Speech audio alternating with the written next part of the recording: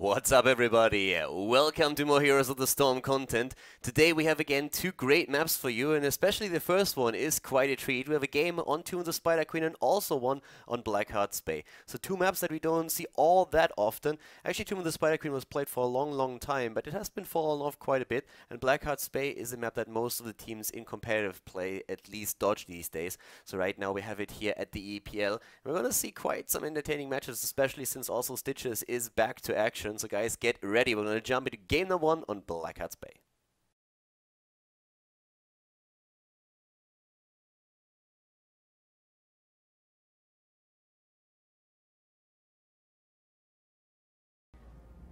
Back with more EPL action, ladies and gentlemen. The pickup league for the pro teams in Europe and the top players that we are seeing in the official Blizzard ranking continues with another match. We have, in this case, Blackheart's Bay as the map. And starting to the left side, we are seeing Alex the Frog on Tyrael, Nathan on Tyrande.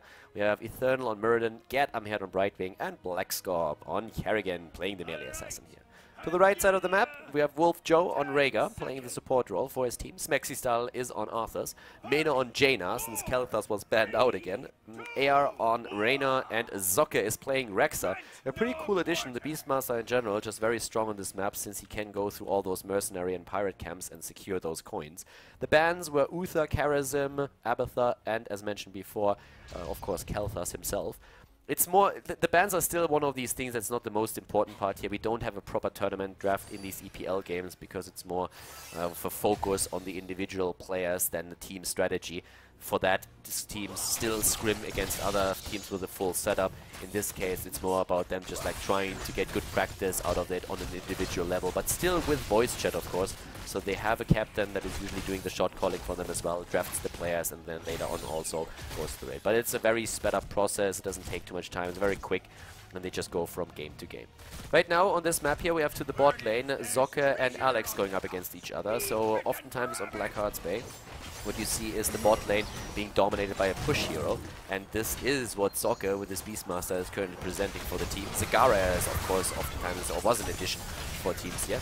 But Smexy Style actually starts to be in a bit of a pickle here, because Gad jumped in together with Alex, and all of a sudden it's a 3 versus 2, and the blue team is saying thank you and claims these coins that have been gathered by Arthas before. Didn't really work out for the red team as intended here.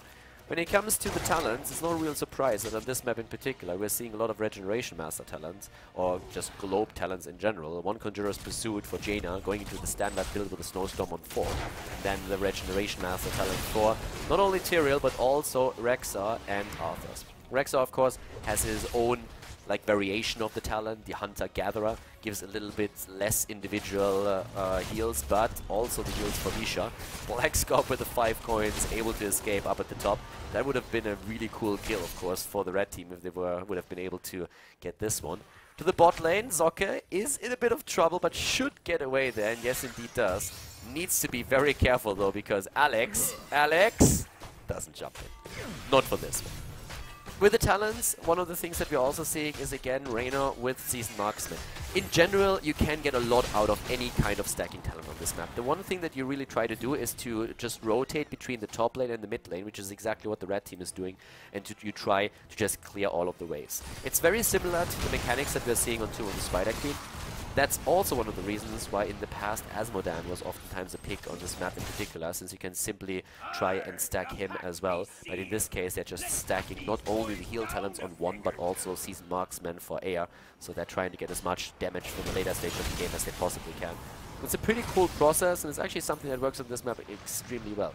And fun fact, this is the map where back in the days when Johanna was announced, Na'Vi started to use that combo with Johanna and Asmodan. It was the first map where Asmodan was really played like this on this map, and where they did it on those two. It was actually in a couple of scrims that they played and that I watched, and it was super fun to see that. Extremely strong, and then at some point when we started to play it in tournaments, everybody started to use it because it was just such a powerful combination.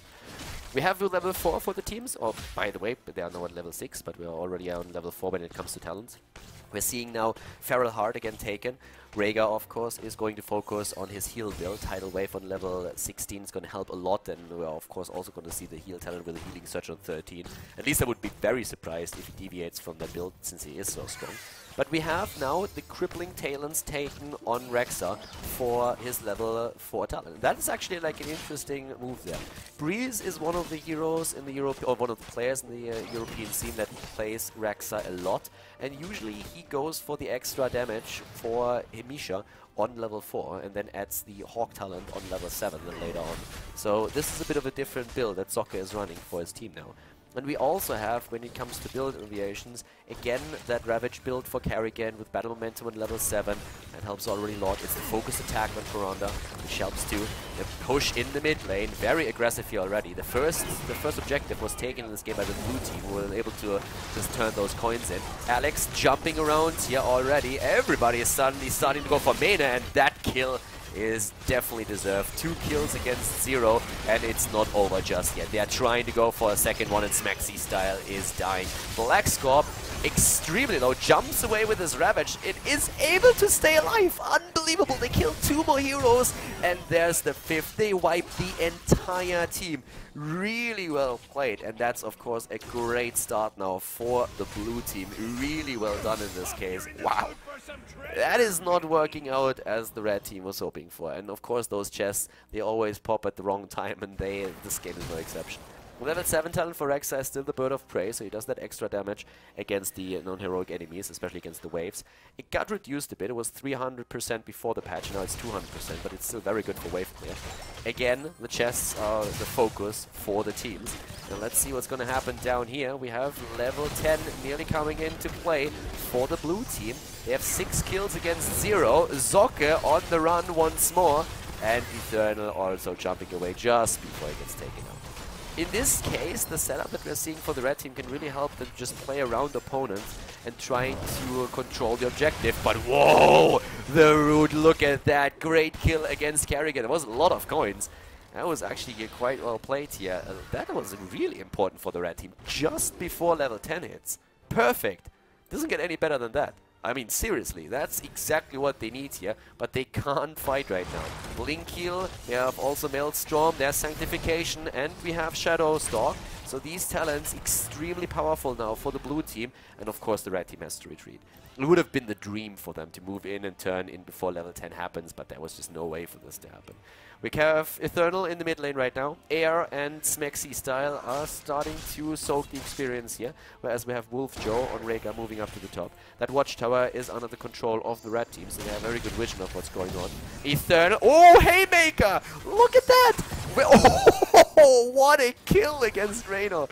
Great play there. Haymakering him back, and yep, Eternal is having some fun.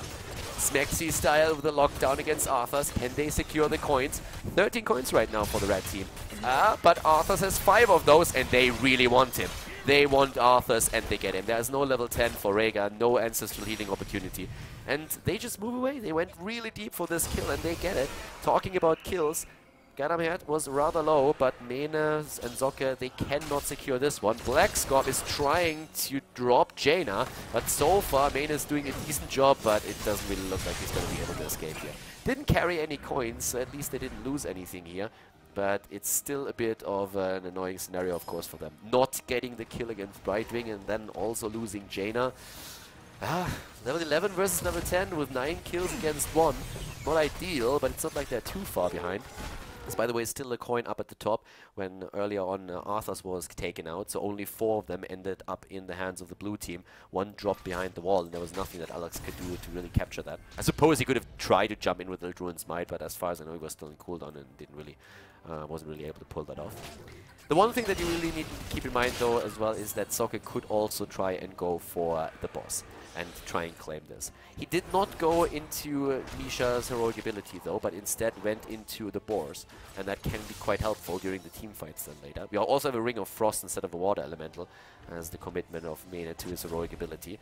And yeah, once again, Zocke with a turn-in attempt. Nice shot here by Air against Alex. Misha is still in play. And of course, the control mechanisms for Misha have been changed in the last patch. Also, the leash range has been changed quite a bit. Blizzard has said, yes, we're going to enlarge that so that we can do a bit more with Misha. We want her to be more useful. And that's exactly what she currently is. But a nice cancel from Alex against the tribute attempt, against the turn-in attempt that we saw from Zocke. And talking Zocke, he's about to lose Misha here. A lot of hate against that little bear, and it looks like she might go down. Yes, she does. The red team unsuccessful with the turn-in. They have to rotate back, but let's not forget that during all of this, the top lane is still pushing for the red team. So they're starting to take some hit points off the towers and also ammunition. That helps. But down here, the fight is still raging. Haymaker again used. Nathan a bit low, but Rek'Sai is dropped. He is just too low in HP in general. Doesn't really have a high hit point pool for a tank. The range tank concept is still a bit weird, but yeah, it didn't work out for him. Air on. Reyna is doing whatever he can. The heals of Wolfjaw are trying to keep them alive, but now it's time for him and also probably Arthas to die. And Arthas is carrying 8 coins. 8 coins that are going to fall. Jaina down as well. This is 13 kills against 1, and wow, that's not really working. Alright, so they're trash talking again. I always feel the need to really explain that these guys are actually on very good terms, because if you just read that without any context, you would probably think that they are really flaming each other, and they're not. It's just the way that they trash talk the entire time. They have been doing this over the entire day already. So yeah, don't take that as serious as it might appear. There's a couple of kappas throwing in here now as well. So apparently that one-on-one between Mena and Blackscorp turned into a team fight that they did not win. It's 13 kills against 1. And maybe now can the red team make something happen? One talent down? I doubt it. But maybe. I mean, so far the stun combination of Kerrigan is not really hitting, but Mena is again the first victim in this fight. It's still a 5 versus 4 now though, but we have Blackscorp low in mana. He should have enough for another combo though. And Eternal with his 10 coins is all the way up at the front line. Wolfjaw drops, Rhaegar is dead. Ancestral healing. Looked like he went through, but Arthas is not surviving this one either. 16 kills against 1. And now we have Alex and his boys not only claiming another chest, they can turn in again. They have 16 coins already, and there's another 5 in their chest right there. So there's I have no idea what the red team is going to do right now, but at this point I would say dying is their next point on their agenda. Since now we have Blackscorp going super deep again. Alex is already trying to molest Soccer there. Goes straight for Reyna instead. Ring of Frost is helping out a bit. Soccer gets away. That was an important one. Maybe the red team overcommitting here. Mena is down. Yeah, well, the red team is trying to move into this one. But yeah, they kill Mena again. 17 kills against only 1. And this is just a complete slaughter what we're seeing here, at least thus far. They're still trying to follow this up, and they should be careful. There's another stun attempt, and Soccer is locked down. And yep, Rhaegar is also dead. That is just, they are falling apart here. They are completely falling apart. There's no coordination anymore. They are really eager for kills, and they're not getting them. 16 versus 12. That's a 4-level difference in levels that we see now. Another stun against Arthas. Can he Haymaker him? Yeah, Haymakers him into the wall. Arthas shakes it off and moves away. Eternal. Oh, they get the kill against Eternal. That's a lot of experience, by the way. With a 4-level difference, every hero kill at this point is a huge deal. And talking about huge deals, looks like Smexistar is going to try and lock down Kerrigan, and he gets her. Can they get the kill against Blackscorp? Blackscorp is super low in hit points, and he has no mana left. But Smexistar, he needs his cooldown. They need to get that cooldown, and Brightwing moves in. There's the shield. But yep, here comes the Howling Blast, and goodbye Kerrigan. That's a kill that they needed, and now they have the level 13 talent, but it's still 13 versus 16 talent. Holy Ground has been used. We have, by the way, the Dwarf Lounge now taken, I think. I'm not quite sure why exactly that happened, but, oh, okay. With Haymaker, of course, that makes sense. With Haymaker, that makes, of course, sense. Yeah, if you want to really jump in and Haymaker somebody back, then this is the talent to go for, then you have to make that adjustment. It's still, like, that hurts a bit. Like, my heart always bleeds when I see a Murden player not go for Stone Form. I can understand why with Haymaker as the heroic, but still, Stone Form is so amazing. Then again, to get the most out of Stone Form, you want to activate it after you used Avatar. And try using Avatar when you went for Haymaker. I give you a hint, doesn't work. So Stone Form in this case wouldn't have been as effective as usually, so it kind of makes sense that we have a bit of an adjustment there. And Eternal is really putting this to the test. I mean, he's gotten a few kills out of this one that he otherwise would not have been able to secure, so that's not too bad. We're seeing camps taken all over the map right now. Eternal jumps in, stuns, and boom. By the way, am I the only one who always hears the sound of a bowling alley whenever Haymaker is being used? It's the same thing, like when that bowling ball is going to take down the pins. That's exactly the sound that they used for that heroic ability. So it worked extremely well for him once again. Eternal still making his plays here. And with that kill against a low hit point hero like Rexa, they find themselves in a 5 versus 4. And they are really trying to just like somehow make this work now. By the way, I've been talking at the beginning of the match a bit about Rexa and how he's usually a hero that tries to get the mercenary camps on this map and therefore secures coins. And that has been a role that he couldn't really fulfill because he was taken out a lot. He was still trying to do as much as he could, and in terms of like siege damage, he shouldn't be like too bad. But it's only 13,000. It's actually like way worse than I thought. I mean, he has a bit of a wave mechanism. It's of course kind of acceptable that Jaina is still ahead, considering that she has that AoE advantage. But for Rexa, we should have seen a bit more here as well. He couldn't even go for boss once, which, by the way, now is taken by the blue team as they are starting to move in. So they give the red team a bit of hope to at least get one objective. The red team hasn't turned in a coin. Not one. I'm not even kidding there. They haven't turned in a single coin. So they're going to get a pretty easy turn in here now. And at least, I mean, they didn't really do too much damage here in the middle. They didn't do too much damage anywhere. The top lane's also not looking too pretty. That boss is about to be taken. It's finally a turn in for the red team. So at least they get that. That boss is going to attack the keep though. But down here, we at least have some additional mercenary camps taken away. The one thing that the red team accomplished is take down this fort and all of the structures. That's a lot of buildings that are missing. So the longer this game goes, the better for the red team.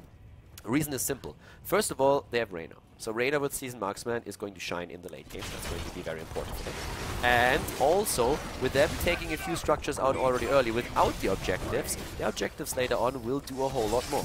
But they have to reach that late game. They have level 16 versus 16. That's a chance that they have right now. And they start to move in. Giant Killer is there, and we have now also Bullseye. Here come the heals, and the blue team have to be super careful. They could lose this. If they lose a fight right now, they might be in trouble. This is not a win for them just yet. The boss is going to do a lot of damage up at the top lane. It's still alive and goes for keep, but still, this could turn around. As long as the red team is getting a few kills in later on, it's all good for them. But Raynor, they can't lose him like this. He's the main damage dealer for them at this point. And yep, there's the kill against him, but Blackscorp so low. He keeps himself alive for so long, but nope, he's getting dropped. And there's a triple kill. Yeah, this should be the end there. Nice, the Haymaker again, pushing him in. Gerd was probably not happy about that one. He was like, hey dude, don't push them to me. I'm already low and running. But yeah, it's the fourth kill now as well. The boss went through the keep at the top and moved in. But yeah, that last fight was actually an opportunity for the red team to come back into this. If they win that team fight and start closing the gap in experience, they can bounce back in this game. The problem is, of course, with them nearly getting wiped again. Like, they are so far behind right now that it's nearly impossible for them to make anything happen. Because level 20 will be ready for the blue team, and once they have their extra talent, they will be even farther ahead. They already have map control. The only thing that works in favor of the red team is that the turn-ins for the blue team are extremely costly now. They are already at 16 coins per turn-in, but they have 12 still available to them, so yeah, it's all about the next team fight. But that team fight can't really be won without the level 20 talent for the red team. The last fight happened on even talents, and they couldn't do anything there. Now they have to do it being a talent down, and I'm not sure if they can really pull that one off. Raynor is just like such an important hero for them in these fights, and he died a bit too early there. It's of course also one of the primary targets for the blue team, since they have to take down these damage dealers. With Jaina, usually like once she committed her cooldowns, you know that you have a bit of breathing room, you know. You have the cooldown time until she can really dish out that burst damage again. Raynor with his auto attacks on the other hand is not relying on this at all. Level 20s are there, Storm Shield, so much sustain for them now. Eternal, they are in the middle of that Hyperion, that thing hurts. Ancestral Healing keeping Mane alive for a little bit longer, but he is in. He's completely backed into a corner. There's also Holy Ground used by Tyrael, great play there. And with now the keep in the mid lane also gone, I mean, the blue team is just gaining house. They go for Smexy style, and he is taken out. We are talking 25 kills to 4 at this point, and they are starting to move in once again. This time they are moving against the core, and this should actually finish the game. I mean, Soccer is doing whatever he can here, but the core is already at 85%. They're starting to get a bit low on Alex. Blackscorp is also not having too many hit points here. Looks like at least for now the red team can fight them off. Or can they? Eternal, yep, there comes Haymaker. But looks like Air is able to escape. Wolfjo, on the other hand, he's too low. Nathan eliminates him with the last shot. Ah, nice hit there, but the penetrating round shouldn't be enough. Ayo, what? No way! No way! He survives, just barely, but he does. 27 kills against 4, and they still save the core for now. But they have only 1 keep left. I mean, you can say whatever you want, but these guys, they don't give up. They really, really don't give up. They are just like digging their claws into this game, and they are saying like, nope, you are not gonna take it just now. Well, the thing is though, with the coins that we see, we still have 14. Now the chests are up, that's another turn-in. What is that turn-in gonna do? The turn-in is going to take down most of the bot lane. It's not gonna drop the keep, but it's going to be extremely close. And that means that 2 turn-ins will finish the game, since the core is already at 85%. Oh, but, well, if they can take down Blackscorp is getting a bit cocky here, together with Brightwing. He's getting a little bit arrogant, and that's a lot of experience. Guys, I cannot stress this enough. With the underdeck bonus that you get when you are several levels behind, experience for a hero killed is gigantic. Look at that EXP. Once they have level 20, they can theoretically take team fights. Eternal turns in, that's the turn that we've been talking about, but this is now a chance to really turn this game around. And I'm not joking. Of course they are far behind. Of course they are very likely to lose this. But if there is an opportunity for them to win this still, then it's now. Trying to make something happen in this 5 versus 4 scenario. Jaina, by the way, not with the team, turns this into a 4 versus 5, more or less. But they also have the level 20 talents. And Kerrigan is down for another 20 seconds. And keep in mind what I said earlier, as long as they destroy structures right now, their turn-ins cost 12 coins. 12 compared to the 18 for the opponent, alright? So at this point, we have Nexus Fancy. Reyna is not going to get any weaker in this later stage of the game. We have also them with escape mechanisms. We have at the same time now the kill command for Rexa. That's going to help out too, so they can start slowing people down. There come the boars, lock them down, and that's exactly what they're trying to do. They go for Nathan immediately. Shadowstalk has already been used, and at the same time we're seeing the blue team jumping in once again. They want to win this fight. Eternally slow. They put them again into a corner, but this time Jaina with the Ring of Frost. No kill just yet. Everybody is solo. Kerrigan blinks away. Crazy. The blink on main is saving him. Everybody dodging Tirana's stun, but the kill against Arthur's. Oh, and Alex is getting killed. I cannot believe how Brightwing is barely able to keep them alive. The blue team moves in once more, and this is game. The red team, they fought tooth and nail for this one, but it's over. Main wants a 1 versus 1. He doesn't want these team fights anymore. And yeah, with 5 versus 1, I wouldn't give him any odds here. But it looks like, yeah, he tries to fight them, but that's not going to happen. Alright, the blue team is going to take it after all, but I have to say, this was pretty close at the end. That last fight, if Brightwing would have not healed the hell out of them, they could have lost this. Great play, though, by the blue team. I mean, incredible play. 32 kills against 5, but also kudos to the red team for sticking it out that long and really, really trying to turn this around. Good job, and GG, and a pretty cool game here in Blackheart's Bay.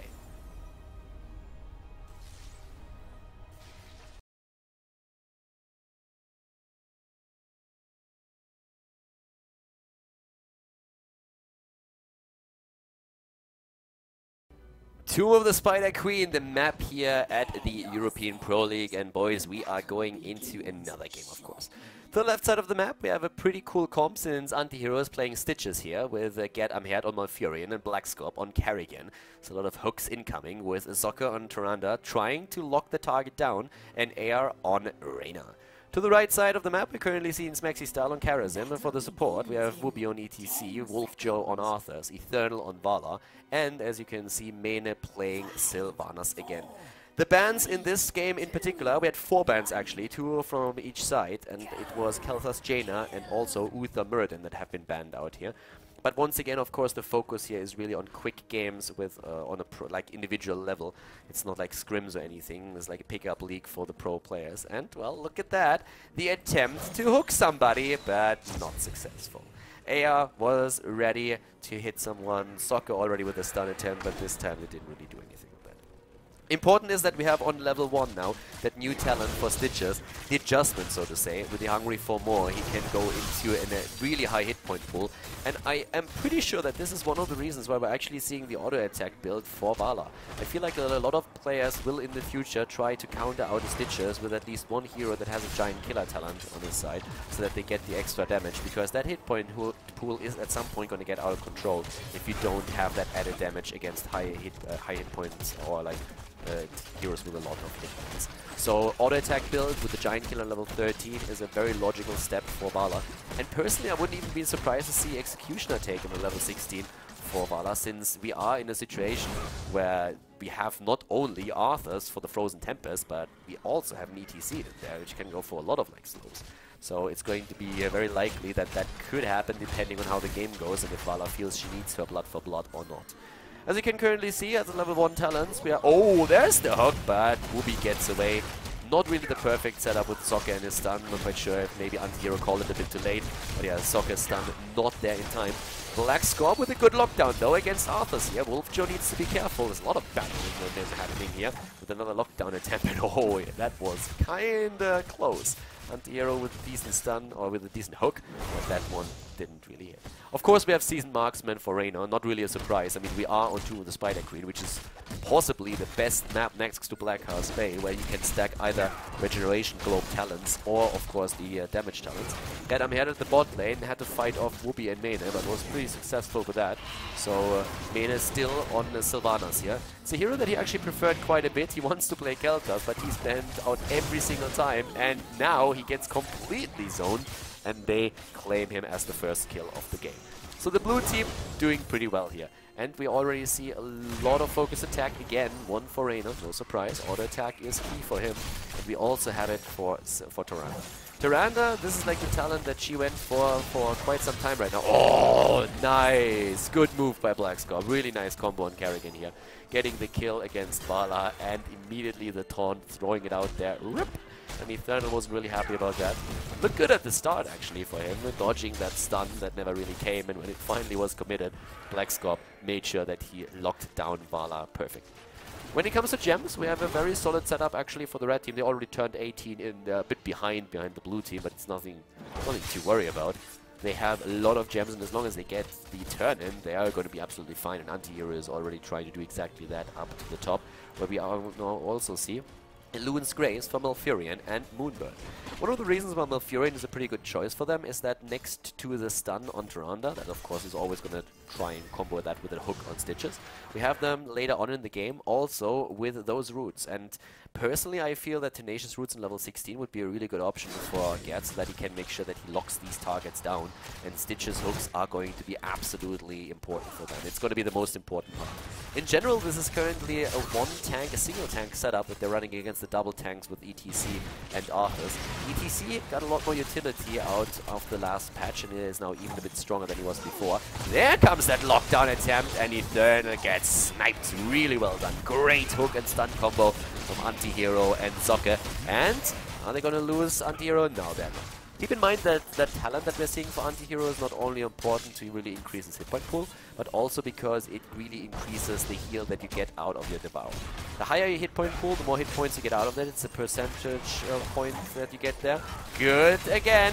Nice snipe. Oh, Stitches. Seeing him back in the meta is just awesome.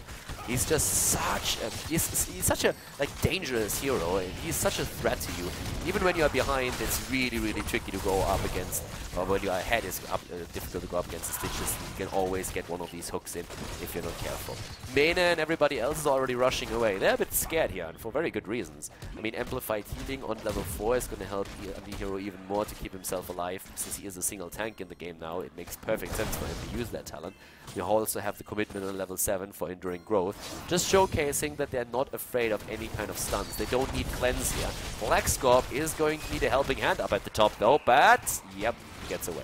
There was enough heal on Soccer, and now another hook, and Wolf Joe is getting taken out, but Kerrigan, the counter kill. And that last stun by Soccer is missing. Smexy style trying to dash away, but he had cooldown. and now ETC and also Kerrigan are down, and that cost them a lot of gems. They have only turned in 41. Eternal, yeah, he's gonna escape. Yeah, okay, he will. Turned actually around for that multi-shot to unhorse good old Reyna here. Didn't really have to, but yeah. The first turn-in happens now for the blue team, and the blue team already a level ahead in this game. And on Tomb of the Spider Queen, as a general rule, what you're trying to accomplish is get level 10 way before your opponent does, and then snowball it from there. Why is this so important on this map in particular? It's because with level 10, you dominate the middle of the map. You allow your opponents to, well, you basically force your opponent back. Don't allow them to move in, to turn in. So you can, while you are level 10 and they are not, use that talent advantage to go in, drop a couple of structures, get even farther ahead in experience, get those gems, turn in again, and then snowball it from there. Always trying to stay one talent ahead of your opponent. And that's exactly what they're trying to do here. Anti-hero with the attempt to actually get another hook, but this time he only hit the building. What we have once more, the blue team really pushing it hard. And this is exactly what I was talking about. That pressure play in the middle with their advantage in levels, taking down one of the structures, forcing the early level 10. And now they're going to try and utilize that to drop even more structures in the bot lane. They're 1.5 levels ahead, and that's exactly what you need here. Turn in, try to do that again. They already have the amount of gems that they need to get a second turn in. We have now Putrid Bile taken, Tranquility, Maelstrom. They are running this with the Battle Cruiser, the Hyperion. And also, of course, Shadow Stalk for extra heals and sneakiness. So yeah, this is exactly that point.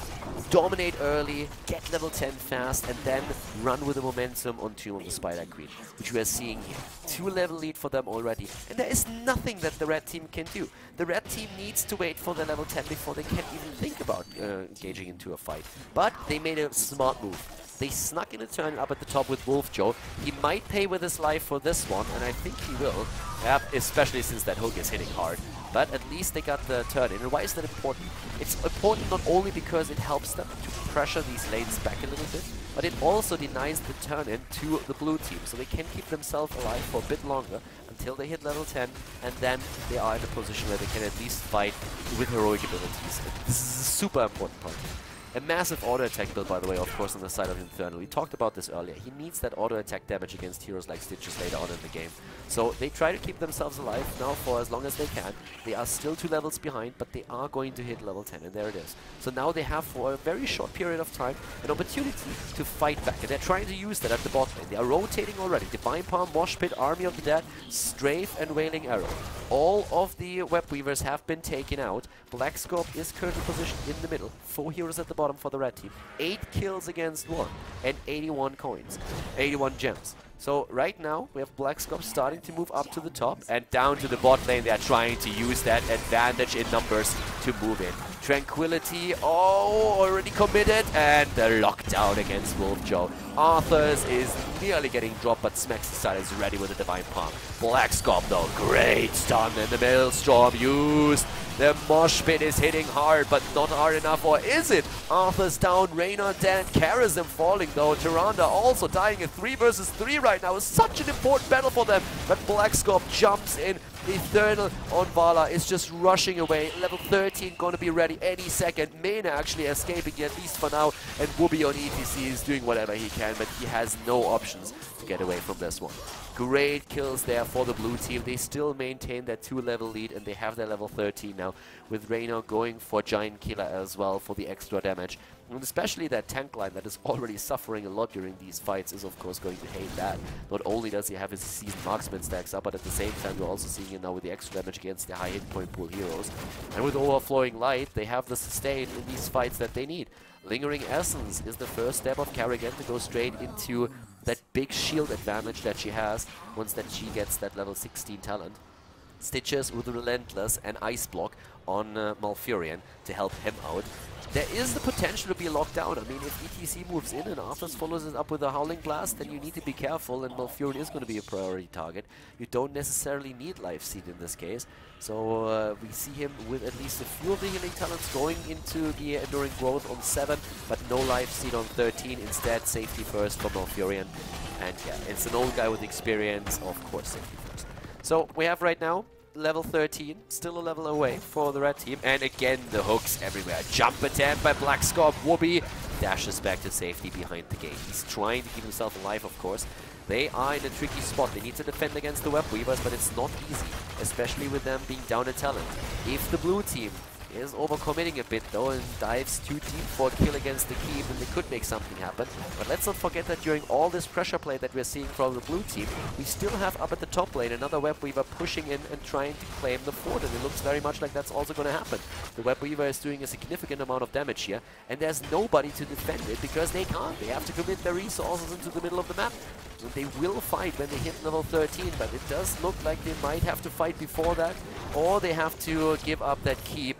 And I think that's, yeah, with now also the Hyperion committed, this keep is not going to make it. Alright, very well done here by the blue team. That's exactly how you need to play on this map. You really need to make sure that once that you are ahead, you run with that advantage that you established early on, and this is exactly what we're seeing right now. Very smart play, therefore. It's a very difficult map to come back into. Very, very difficult. And at least if your opponent secured that lead on level 10 this early, which I've been talking about earlier. The level 13 talent is now finally ready for them, but of course a bit too late to really help them out with the mid lane push. We are seeing now, wow, no giant killer. Instead, it's the frost shot. Look at Vala. Apparently they are really worried about the control during the fight and decide to go into this one. No giant killer, saying, hey, I have enough damage. That is a bit of a surprise. But alright, let's see how they're going to run with this. Maybe it's also just because they want to make sure that Executioner, potentially Executioner on 16, is going to do way more damage. That could be the answer why they're winning in a Frost Shot. Why they went into a Frost Shot. Again, a big fight here already happening, and this time it looks like Arthas is again on the run. Black Scorp is starting to move in. His Maelstrom is over though. Smexy Style is just trying to heal everybody, but let's face it, there's just too much going on so that he can make anything happen. Great mosh pit here, but Eternal is getting followed by Black Scorp, and that's of course the big problem. Mosh pit is amazing if you hit it, and he hit it against 3 players, but if your main damage dealer is just trying to stay alive because you have Kerrigan hunting him down, then what are you going to do with that mosh pit? Mosh pit is only good if you really have that damage and can follow that up, and in this case they didn't have it. They had Vala still in play, and Vala was in a position where she could do a lot of damage, if not for Black Scorp, who just simply moved in and ravaged her. So yeah, there was nothing for Vala to really do, but yeah, it could have been good. It could have been good. That mosh pit maybe a little bit earlier, maybe capturing Kerrigan as well, and they have an opportunity to take 1 or 2 heroes now. Now we're having Shish Kebab taken. That's basically... Shish Kebab is always a bit of a troll talent, but it can be really strong. The reason is you're not trying to pull 2 targets, but what it also does is if you hit, for example, a hero that is behind a keep, you can drag the hero through the keep. It's something that a lot of people don't even know. It's something that has been played in the past. Fishing hook can be great, but in this case, when you have a lot of structures where you just pull people in, going for Shish Kebab can actually help you quite a lot because you're hooking a target through a gate, you're hooking a target through a fort, through a tower, and that is absolutely amazing. And at the beginning, it really hits you hard because you don't expect it. And if you then lose a hero, that's exactly what could happen here. So they're going to try that. And we'll see that probably in just a second. Already, yep, there it is. Well, in this case, the wall is actually down. Doesn't really matter. But the lockdown, thanks to Kerrigan, now also with the level 16 shield talent, they're starting to move in. Vala is down. The main damage dealer already taken out. And the red team, oh my god, they're struggling. They're so far behind right now. Level 17 versus level 14. I mean, Black Scorp and everybody else starting to move in here, and it looks like this is going to be game. Especially, of course, with the Web Weavers plus boss going against Core. What are you going to do? How are you going to save this? Divine Palm used again to keep Wolfjaw alive. They are fighting, they're trying. ETC is there, but it's not enough. Vala down, Arthur's down, and this is going to be the end. The team wipe is completed. 21 kills against 3. And the GG as the blue team claims victory on Tomb of the Spider Queen.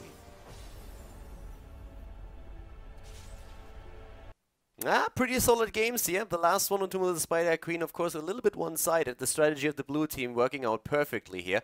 But when we're talking about Blackheart's Bay, for example, you could really tell that even though the blue team was kind of dominating, we still had the red team with a lot of potential to come back into this match. It was all about these last team fights where they still had a shot to take down the opponent. And we had a couple of back and forth matches here, and especially in the later fights, the red team was doing extremely well. So the EPL here with some pretty cool gameplay once more. And of course, keep keep in mind that we are going to see that league just like with more content in the near future. There's going to be more and more matches, and if you want to catch them live, you can always check out the Twitch channel that's linked in the video description. But if not, you will also get most of these games here on the YouTube channel.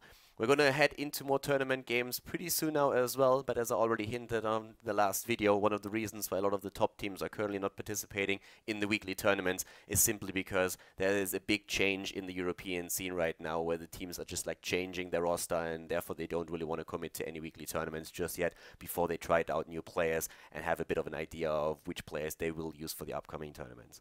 Thank you again for watching today. I hope that you guys enjoyed the show, and of course we're going to have more content in the next few days, so make sure that you tune in for that. If you have any questions, just write a comment in the comment section, and make sure to give the video a thumbs up on YouTube. See you guys soon and have a great day.